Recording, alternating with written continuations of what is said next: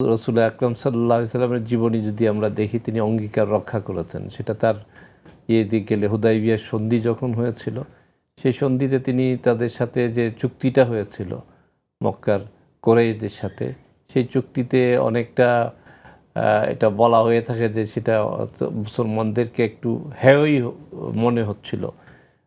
তিনি মক্কার উপকণ্ঠে গিয়ে হুদাইবিয়ায় গিয়ে ফেরত যেতে হলে এই বছর, পরের বছর উমরা করতে পারবেন, এরকম একটা চুক্তি অনেকটা অসম বলেই অনেকে মনে করতেছিলেন। কিন্তু আল্লাহ তাআলা বললেন যে এটা ফাতহু মুবিন, এটা মহাবিজয়।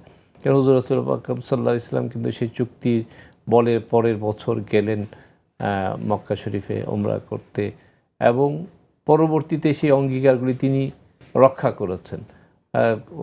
প্রতিপক্ষ যারা ছিল, চুক্তির অপরপক্ষ কুরাইশরা, তারাই অঙ্গীকার রক্ষা করতে ব্যর্থ হয়।